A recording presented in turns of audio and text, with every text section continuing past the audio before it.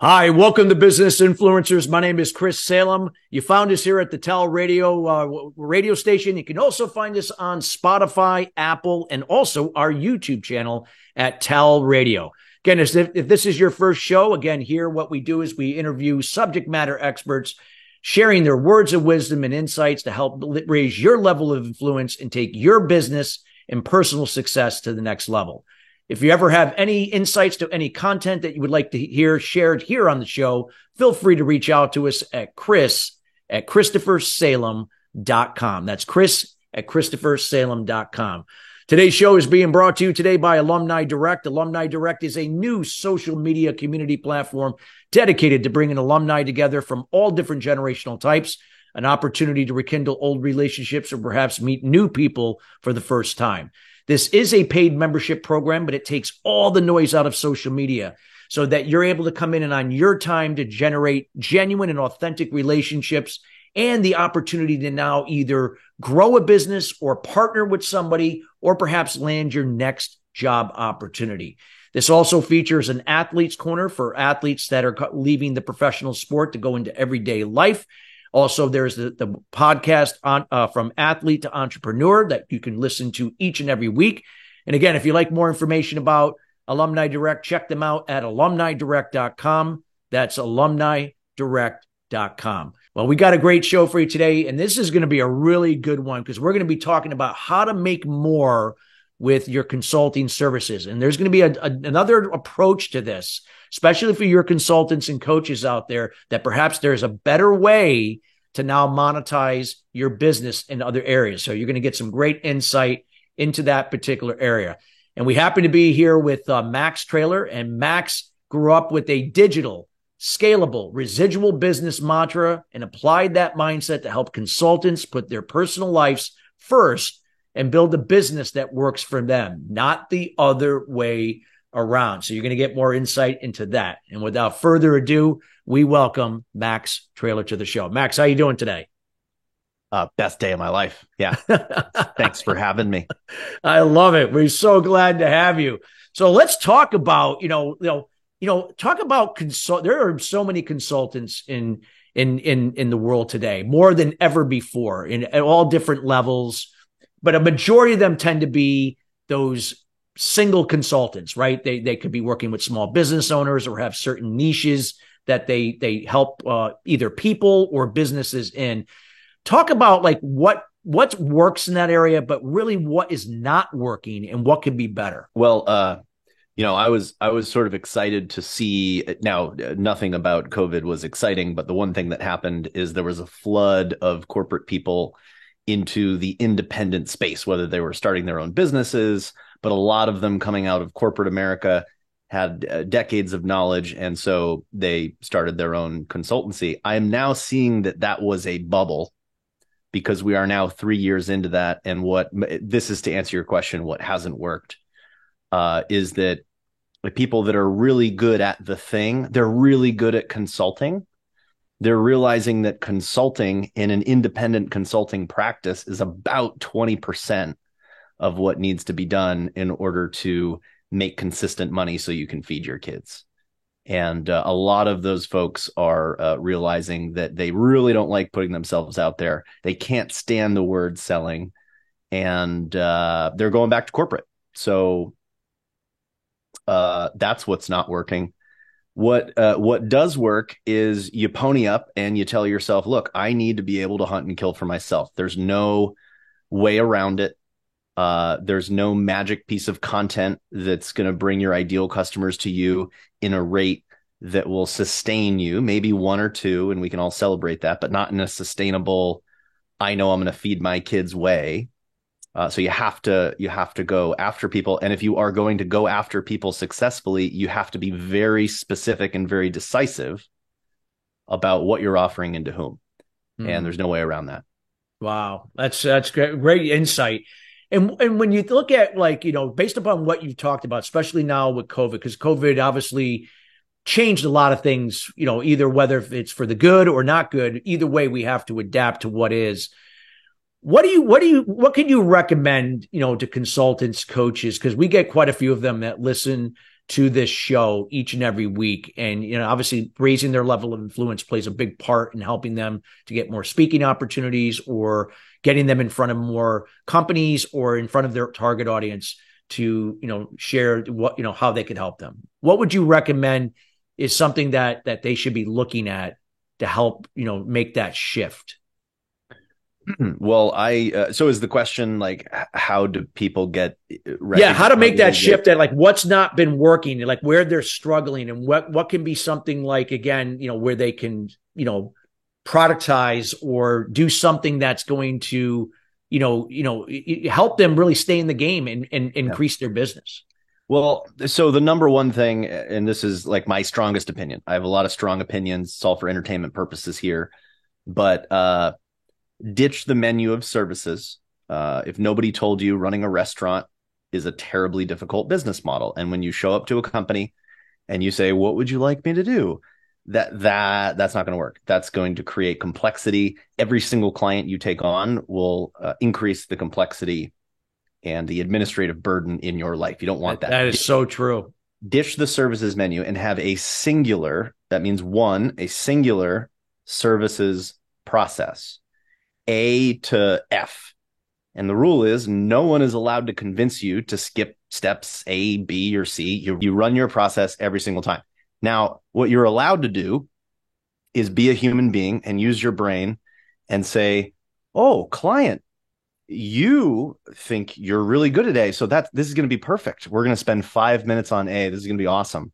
And we're going to spend most of our time on B. We're going to breeze through C because I see you got that. And we'll probably spend more time on D."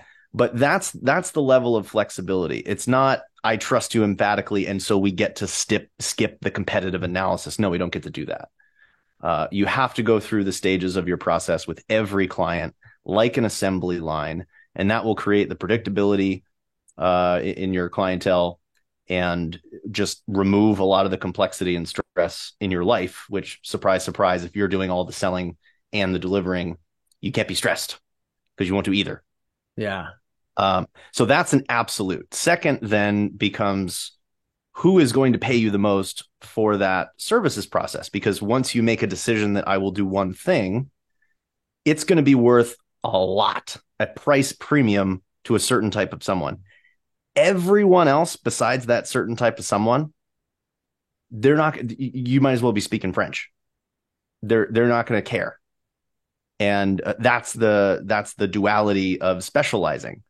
And so you must then be very intentional and relentless in the pursuit of the people that will pay you the most.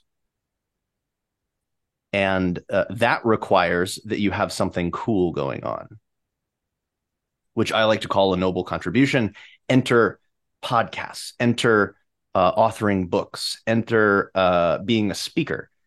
Because if you reach out to somebody and you say, "I'm Max, I'm super great, we should talk about what I do," nobody's going to answer. They get that stuff all day. You and I have LinkedIn profiles. We get solicited like no other. Yeah. But if we reach out and say, "Hey, I'm working on my next book. Can I interview you for 10 minutes about your experiences with XYZ? I think you'd be a great contributor." I've found if you invite people to participate in something cool, and if it's rooted in like an actual belief system, like I believe people should put their personal life first and build a business around their personal life. Simon Sinek would say your strongest relationships are with those who believe what you believe. If you reach out and invite people to contribute, you're probably going to get around 20 to 30% cold outreach to conversation ratio. And without conversations, you are dead in the water. So you need something cool. Write a book, do a study, do a speaking tour, whatever it is, whatever your thing is, invite people to participate in that. And that's a free ticket to talk to whoever you want. Wow, that's definitely some great advice, what you shared. And I hope that everybody listening, those listening later, are taking notes. Go back and listen to what Max shared. This is so important. That could be the difference of either getting out of a tough situation that you may be in, or now kind of revamping and really getting more laser focused and really sticking to the value that he talked about. What are the things like, when it comes to that, Max, let's say that now somebody narrows it down to like one specific area, like, and they can really now offer this value. What are some other things that they can do to now, even add to that value? Maybe there can be other things that they can offer in conjunction with that could be, that can generate even additional revenue to their consulting business. Yeah. So generally, I mean, I spent 8 years talking to people that monetize their knowledge. And the easiest thing to do, because it requires almost no development work, is to charge a lot of money to hold your client's hand. That's called consulting. My dad always said, congratulations, you're a consultant. All that means is you make up the price. So you've got that. You've got consulting. You do 10 client engagements. You realize, wow, there's a lot of patterns here. I bet I can start a group with 10 of my clients and we can start to support each other. So you have that. That's like the mastermind model. Yep. And then everyone on Facebook has told you that you can create a online course and people will buy it from you. I'm here to tell you that the more senior you get, you got almost no hope of someone watching a video and doing anything productive. So yeah, it works for, lower level employees, and there's a model behind that. But generally it can be monetized in those stages. You've got the 1-to-1 high ticket, you've got that hybrid 1-to-10 model, and then you've got the 1-to-100 low touch e-course sort of thing. Eat your heart out. So with that being said, like, what would you be like, what would you recommend that when you have a consultant and again, a lot of consultants are like in the middle, right? They might be just getting by, but they're looking to get to that next level. And you did pinpoint some of those things that, again, would be a better course of action, taking, not, instead of being the jack of all trades, be the master of one, so to speak, and increase your value. There are three. So the reason you are more specific is because in that model where everyone starts, where they're trading time for dollars, the objective is to get the most money per hour without going crazy. Now, let me be specific. Do not charge by the hour. There's a whole podcast episode on why that's an absolute terrible idea. I'm not talking about charging by the hour. I'm saying that you're running a business, the business of you, and the scarce resource is time and creative energy. So you have to maximize your return on your time. And so in order to do that, you become very specific. A specialized tool at Walmart, it costs more than a general hammer. Supply and demand. So there are three areas where you can get specific or be a specialist. Two are obvious and one goes forgotten most of the time.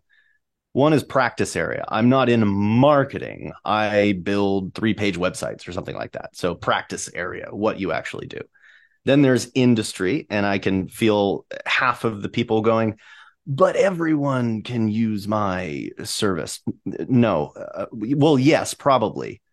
But in order to get a price premium, there's a certain thing about human beings. They like to feel special. They will pay you more if you speak their language. Business acumen. And by the way, there are two types of consultants: those that pay you to learn their business, and those that pay you access to a lifetime of experience. And so my grandfather always said, you have to know the territory. Anyway, the second piece is industry. That's the general. So people say, yeah, I'm doing something specific for a certain type of someone. There's a third dimension that will push you over the top, and that is situational. If you specialize in doing something specific for a certain type of someone, when they are in the middle of a situation, like a leadership transition or layoffs, we got a lot of that going on, then you are not only the ideal choice, there is a need to act now. There's a sense of urgency. There's a sense of urgency, and you cannot create a sense of urgency with strategy. You can't do it. That's the downside. Because it's so strategic. Like, you notice consultants and strategists don't have deadlines because nobody needs the strategy today. It's long-term value. So we have difficulty creating decisiveness with leadership teams.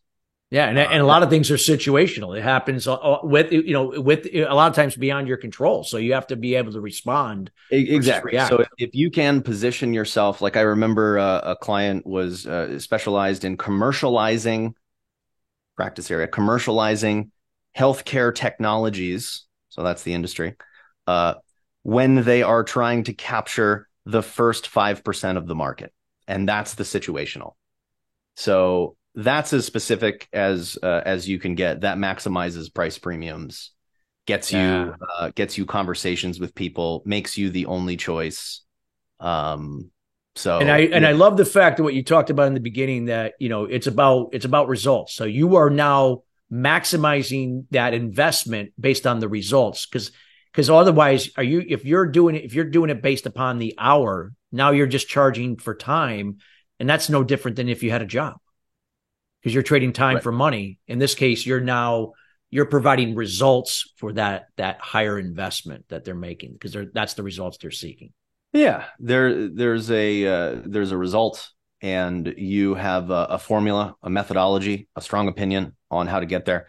That's what people are paying for. Most people start with hourly because that's what people want to buy, because you have difficulty articulating your value. But they like you and they don't want to tell you to F off. So they're okay spending a certain dollar amount per hour. Most people start between $100 and $225 an hour, which is fine if that's all you had to do. But there's another 80% of your business that needs to be accounted for: innovation, marketing, sales, experience, the administrative burden, gaining additional experience. Right. So whatever your hourly is, you should multiply it by 5. Yeah. Now, that's a great point. That's a really great point. Well, but a client doesn't want to pay you $1,000 an hour. Yeah. But a client will pay you $10,000 for a result that they believe in. And if that takes you 10 hours, well, that makes you a darn good consultant. And there is the biggest shortcoming in charging by the hour, because when you are charged by the hour, you are incentivized to provide value slowly. Mm. Now ask a client if they would like their value slowly or quickly. Yeah. 9 out of 10 times it's going to be quick. Right. And so hourly is anti-innovation, anti-get better, because as soon as you get better, you're worse off. So it's like a therapist, right? You show up for the half an hour, 45-minute hour session, you pay your $100, your insurance pays, so it's just, again, it's not leading to results. It's just see you next week. You see you next week. And it's just managing the problem, and a consultant's job is to help solve problems and create solutions. So no, it really makes sense. Totally. Well, and if we are on the topic of things that, feel free to change the topic, but you got me sort of on a rant here. No, please keep going. I think this is such really golden nuggets and valuable information that you're sharing. Phase. So people generally nod their head when I talk about hourly, and they're generally past that. But now they're in retainer land. Everybody loves the retainer because it sounds a lot like what you were getting in corporate. It sounds predictable. It's a trap. Don't do that. The problem is that, look, a consultant must be perceived as an indispensable partner. You are there to help them make important decisions. And as soon as you are no longer invited to the decision maker table, you become a replaceable vendor. You get, there's scope creep, there's price chopping, and it's the end of the profitable relationship for you. Yes, the retainer is like the pretty stepsister of hourly, because the game is to always be a part of what's most important. And when you've got a retainer, the client is incentivized to keep throwing things at you. It's not their fault. They're human beings. They want to get the most out of their investment. So you sign up for this long-term retainer. In the first couple of months, you're probably working on something that everyone would agree is most important. And slowly but surely, that client team is starting to justify that investment as that really important thing becomes more of a distant memory. They'll start giving you a smaller task, and they will start deciding what you should be doing. That is the end. That is the transfer of control. That is the end of profitability for you. So I much prefer setting expectations that we will do a series of defined projects. And as long as you maintain control of that, as long as you maintain exposure to the leadership team and you get their buy-in that, yes, in fact, you do have the correct roadmap of strategic initiatives, it's the best of both worlds. You create some predictability project to project. You might know that 50% of your projects are going to be retained or are going to renew with you on, say, a quarterly basis.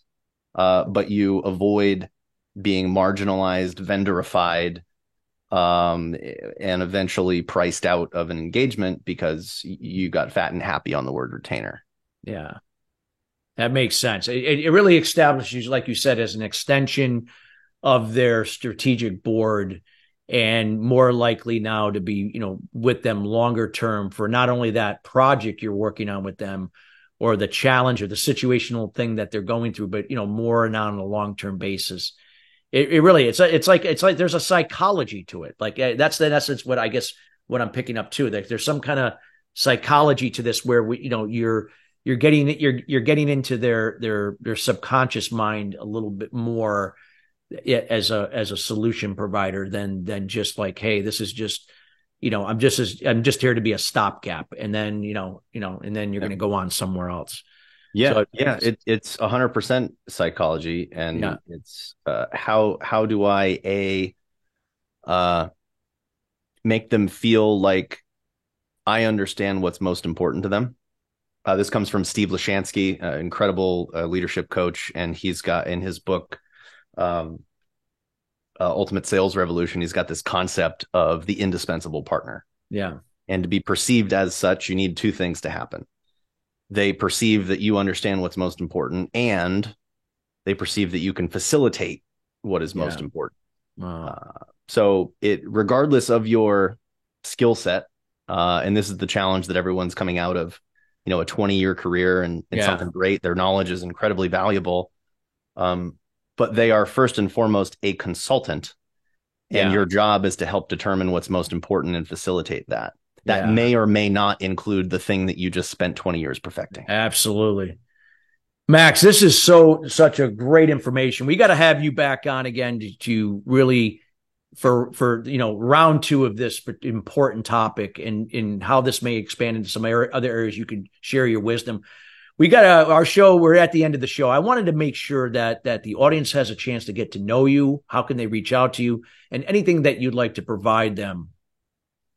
Yeah, well, I'd love to. I mean, you've got a website for the show, I'm sure. Let's give them a link to download my newest book, Consultant Survival Guide. I don't even know what my book's called anymore. Consultant Survival Guide. Yeah, we'll make sure that will be in the show notes. Yeah, and LinkedIn. I spend most of my time on LinkedIn. I'm posting all the content I have, so I'd connect with me on LinkedIn. Follow me there if you have any questions. Reach out. And you'll probably see a lot of posts on my newest project, The World's Worst Book for Consultants. So if you have any world's worst advice, I am collecting that in little video snippets. And Chris, if you have time, I'd love to know what's the worst advice you've received as a consultant. Well, yeah, I mean, I'd love to do that if I had the time, but let's you and I have that separate conversation. I want to do that with you one-on-one, and I will definitely save that for the second show because you're going to be on again. So count that to happen. But some of the advice I've always had is again trying to fix people's problems. If I'm going to just sum it up really quick, yes, I'm here to fix problems, but I'm here to do it with you, not for you in itself. That doesn't, I never find that if I do it for someone that it's sustainable long-term. With that being said, Max, I want to thank you for being here on the show and taking the time out of your busy schedule. We will definitely have you back on again. You dropped so much wisdom in a short period of time. Listeners, we want to thank you each and every week joining us here at Business Influence. We will continue to bring in subject matter experts like Max, sharing their words of wisdom and insights to take your business and level of influence to the next level. Feel free to reach out to Max, get to know him on LinkedIn, also get your hands on his book. And again, reach out to us if you have any input or insights as to what you would like to see on future shows. Till then, everybody, have a great rest of your day and week, and we'll see you next week.